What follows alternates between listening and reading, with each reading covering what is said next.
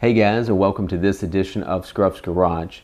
On today's video, I want to talk about lift kits and components in lift kits for Jeeps. Particularly, what I've got laid out in front of me is for my new Jeep Gladiator, but most of the same principles would apply to if you had the new JL Wrangler or even an older JK, any solid front axle kind of Jeep application.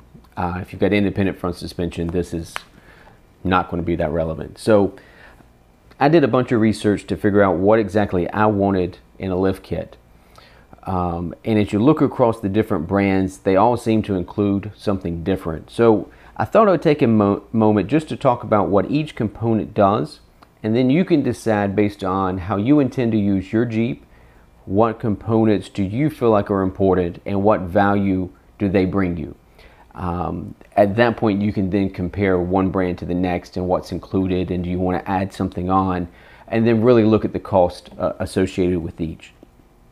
Probably the most entry-level way into a lift kit is maybe just a front spacer kit, a 3/4 inch or 1.5 inch type of spacer. It just sits on top of the coil spring and spaces everything up. There's really not that much to those. You can get those for under $100, $200, something like that. Moving on from that would be a full spring lift. So replacement front and rear coil springs.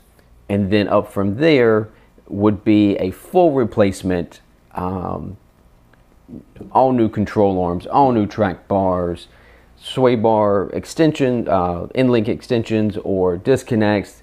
The kits get more and more complete. So, and that's really what the purpose of this conversation is about, is a more complete suspension replacement kit.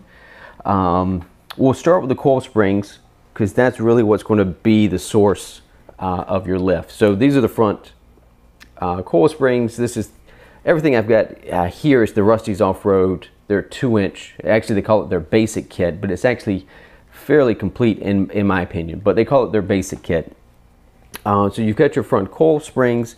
If you're replacing the coil springs, then most companies will also include a lower coil spring isolator.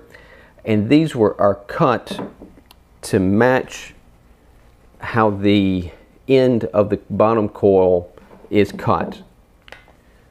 I don't know how well you can see that. A lot of companies had to do this because the coil springs were starting to bow. So these lower isolators help correct the bowing issue that a lot of the Jeeps were having early on. We'll move on to the rear coil springs. These are obviously much heavier duty because these are going in the back of the Gladiator, and they have to be designed to carry more weight, especially when you put a trailer or guys who do overlanding. So you may notice, so you'll hear talked about progressive rate springs or dual rate or sometimes even triple rate spring. So progressive rate spring implies that the more you compress it, the stiffer it gets. So that allows you to have a pretty decent ride just normally driving down the road, but the spring then gets stiffer as you apply more weight, whether you're putting bumpers and winches or you've got payload in the bed of the truck. The max tow package for the Gladiator, the rear coil springs are a progressive design. You'll also hear discussed dual rate springs. So if you look at the top, these coils are closer together than these bottom ones. And a lot of times at normal ride height, once you have the weight of the vehicle on here, these coils may actually be fully collapsed.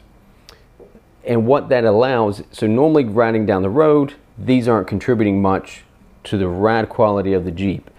Most of the weight's being supported here. But off-road, this secondary coil, these will expand and allow you to have more droop off-road. And typically you have to make sure you get shocks that can accommodate that as well. One of the other defining things as you're comparing lift kits are the front lower control arms. Typically anything over about 2 inches of lift, you really start getting into the area where you need longer front control arms and an adjustable front track bar. So as you go up in lift height, if you kept the stock control arms, you're losing caster. So as you picture your front tire, if you drew a straight line through it, caster is how far it's tilted forward or back, right? Camber is when the tire leans in. Toe is if you're pigeon-toed, right? So caster, as you go up in lift height, you're losing caster. The way to add that back is to either shorten the upper control arms or lengthen the lower control arms. Now, if you look at something like the Mopar 2-inch lift for the Gladiator or the JL, they come with longer front lower control arms, but they are fixed length. As you go to most other aftermarket companies, they become adjustable front lower control arms. The benefit there is typically they're also more heavy duty, but the adjustability allows you to dial in your caster, because every Jeep sits just a little different, and you can kind of dial in the exact caster you want, because that's going to have an impact on how the vehicle handles. Does it wander? How well does it track? At least in terms of the Gladiator, the factory control arms, front lower control arms, I believe are about 24 inches in length. The control arms that come with the Mopar 2-inch lift are slightly longer. They're 24 1/4. Rusty's recommends, because this is their 2-inch lift, going to 24 7/16.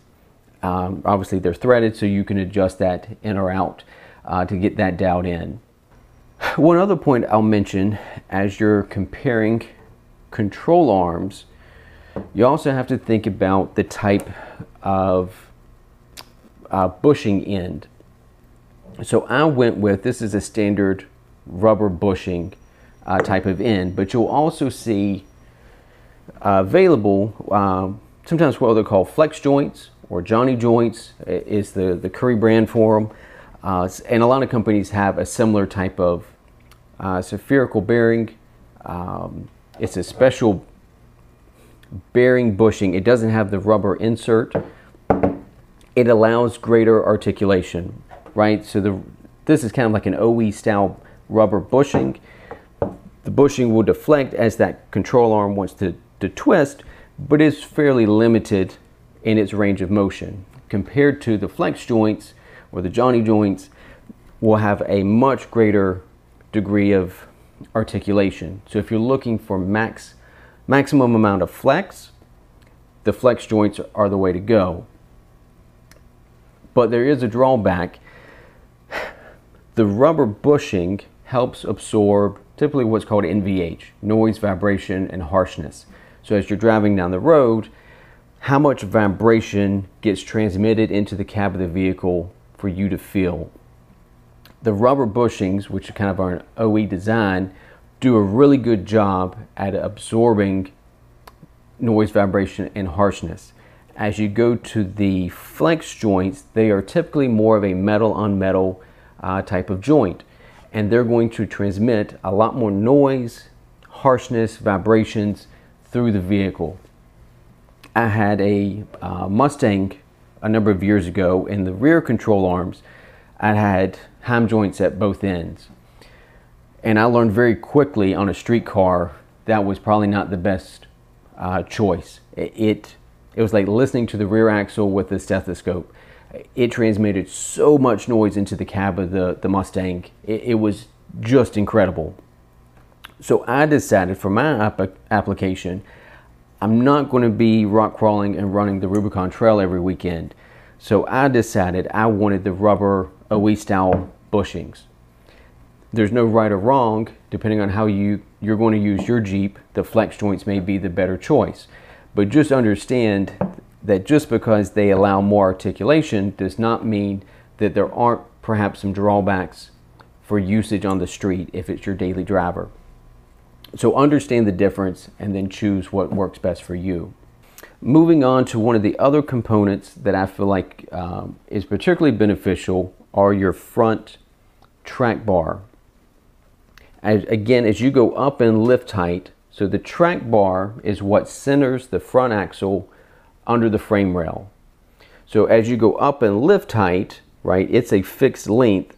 So if you go up, the axle has to shift to one side of the vehicle. So it's almost like the vehicle is crab walking down the road. So to recenter the axle under the front of the vehicle, you need a longer track bar.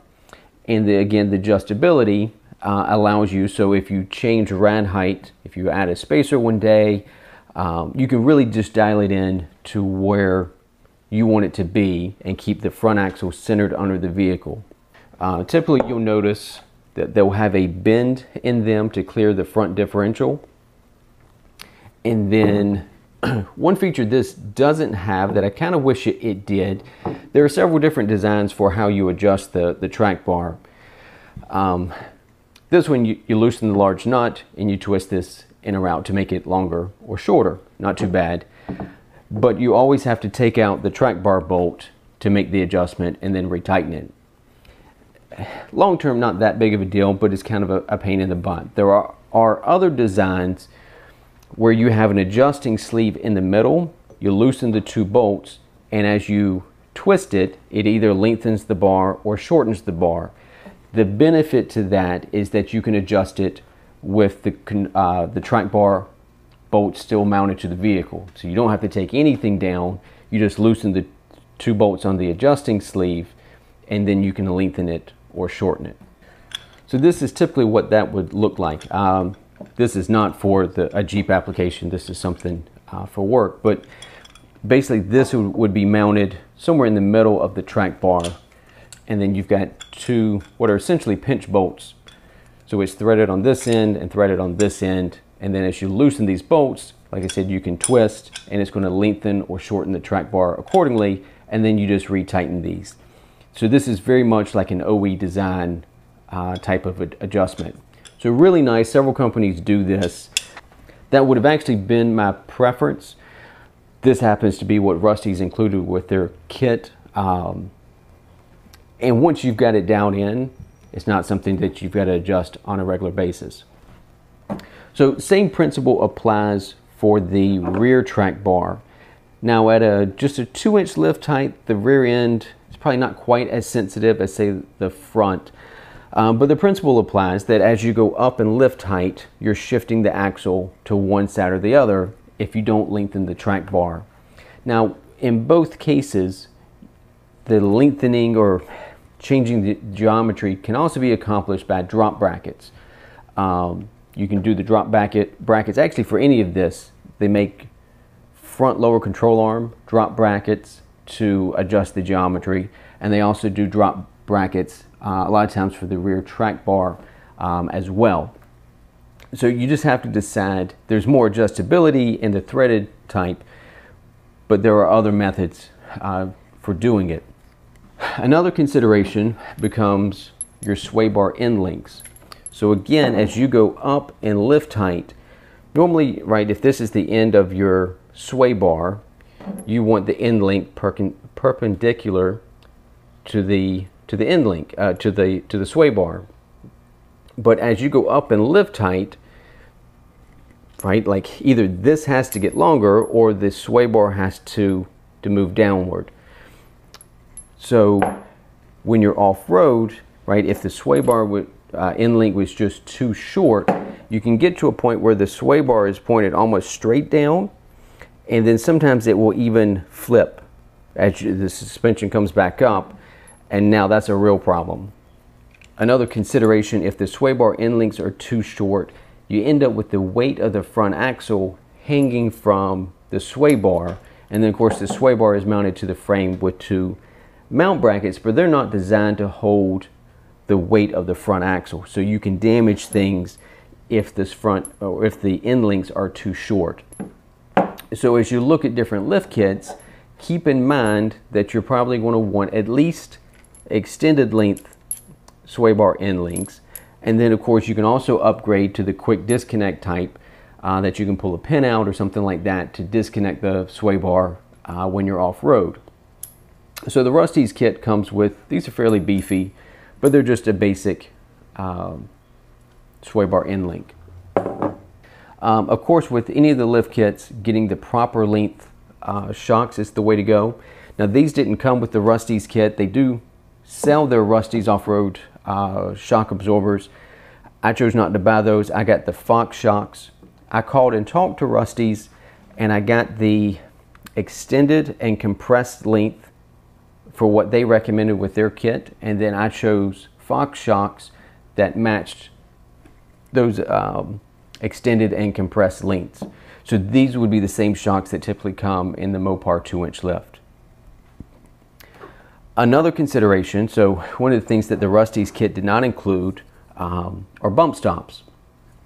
Bump stops are, call it a tuning device. It allows you to control how far up the spring can compress.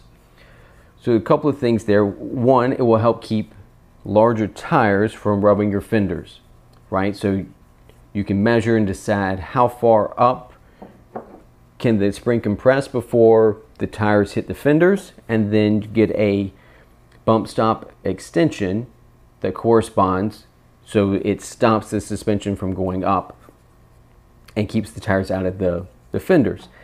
The other consideration, some springs, this spring isn't designed to be fully collapsed, right? Everything just completely packed down. Springs have a normal operating range of motion, so completely collapsing the springs can do some long-term damage. You may end up with them sagging or even breaking long-term. So again, bump stops are an important component of figuring out where do you want the suspension to stop in its upward cycle. Rusty's didn't include these, so I went ahead and bought some of these. It's just a plastic block for the front. For the rear, again, Rusty's didn't include the rear bump stops. I'm going to measure once I get the suspension on there. I'll take it somewhere and flex it and figure out exactly how much of a rear bump stop extension I need for the back with my size tires. And that may vary from person to person. But understanding the role that bump stops play, again, they are an important part of it. Now, if you never go off-road, you're never going to flex the suspension, could you do it without it? Probably so. So again, you see what's really needed. Depends on how you're going to use it. Okay, so there you have it. Obviously, the more complete kits, depending on what you want to do, may also include adjustable upper control arms in the front and adjustable lower and upper control arms in the rear. I would say at the average 2 to 3 inch kind of lift range, adjustable length front lower control arms and adjustable front track bar are highly recommended, if you're asking my opinion. Adding the rear adjustable track bar is also helpful. If you're going to do serious rock crawling and you need the maximum amount of flex, getting a complete kit that comes with all of your control arms is the way to go. You're also going to spend the most money. So you have to decide, at a very honest and realistic perspective, how are you going to use the Jeep, and will you get the benefit from the additional money spent? For me, this is where I'm going to start, and if at some point in the future I want to add the other control arms, I can do so. So I hope this helps. There's a lot of things to consider when you're picking out a lift kit. Different components, different spring types, different shock types, different bump stops, sway bar end links. Make sure you get the coil spring isolators so that the springs don't bow in the front. A lot of things to think about. But once you understand the purpose and what each gives you, you can decide what you want to spend your money on. So I hope that helps. If you have any questions at all, or if I glossed over anything you want some more details on, don't hesitate to post a question in the comments section, and I'll help any way that I can.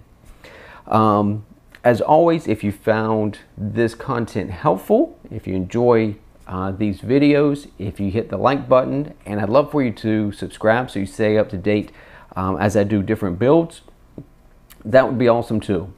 So until next time, thanks for tuning in to Scruff's Garage. We'll see you again.